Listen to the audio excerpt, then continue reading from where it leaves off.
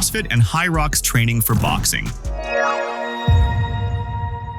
Is CrossFit or Hyrox a beneficial conditioning tool for boxing and combat sports? Now, this is a question that I receive quite a lot across social media, whether CrossFit or Hyrox is a beneficial tool to use to help improve strength, speed and power and fitness at the same time. When you look at it, it kind of ticks a lot of boxes in terms of improving speed and power under fatiguing scenarios. It might be quite appealing for boxers and coaches to use some form of CrossFit and now using Hyrox. However, with this, you've got a very mixed approach in terms of fitness adaptations in a single session. So you're not actually optimizing fitness, not optimizing your strength or your power in each one. At Boxing Science, we look to separate the strength work and the high intensity conditioning work. So we're looking to optimize the adaptation. So for example, in our strength training, we give our athletes feedback on their jumps, making sure they're doing maximum effort.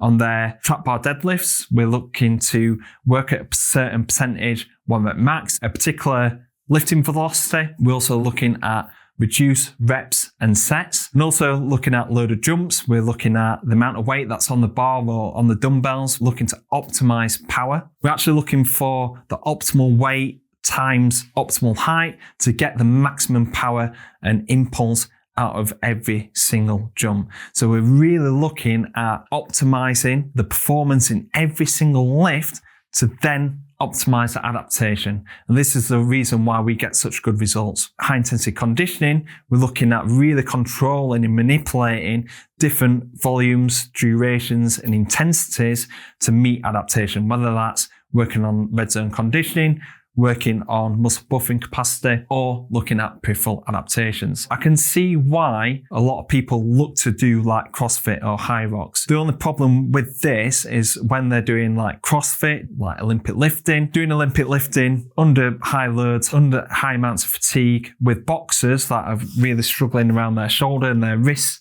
strength and stability, looking at their overhead strength and stability as well. Doing Olympic lifting isn't particularly good doing it in terms of their strength, speed and power, especially not doing it under fatigue as well. I wouldn't particularly say that boxers should do CrossFit with Olympic lifting. Also, sessions are quite long as well, so this can take a lot out of an athlete. I think that using some sort of CrossFit or Hyrox kind of conditioning can be good, but doing it under a controlled way. That's why at Boxing Science, we do a lot of high intensity circuits. Red zone adaptations looks a little bit like Hyrox or looks a little bit like CrossFit. So I can't particularly say, right, no CrossFit, no Hyrox for boxing. But I would say if this is something that you're quite interested in, is doing some sort of variation of this work, but making sure that you're controlling the amount of volume and also controlling the type of exercises that you're actually doing on there, and making sure that this is not the be all and end all, that you're not just doing this and then not doing anything else. Use it as a supplementary exercise. So with our circuits, we use this for a certain amount of time to work a certain adaptation before moving on to air bike sprints or working onto the curve as well. And also, we're not replacing the circuits. We're not replacing strength work with the circuits as well. It's used as supplementary exercise. So if you're wanting to use some sort of CrossFit or Hyrox into your workouts, do it as a supplementary action, making sure that you're controlling that volume and making sure that intensity is quite high. Quite recently, I saw a video posted by Matchroom Boxing. He said, CrossFit workout for boxing. I thought, right, I need to go and watch that. And I'm a bit nervous going to watch it, but actually it was pretty good. I enjoyed watching it. It was Peter McGrail and Nick Ball, two fantastic fighters, fantastic athletes as well. They were being put through a workout with their S&C coach, Thomas Christian. And this was like a CrossFit workout, but it wasn't traditional, typical CrossFit workout where you've got Olympic lifts and everything like that. Exercises that served a purpose, especially for boxing. It was only 5 exercises done back to back with a recovery in between. There was a level of intensity in there.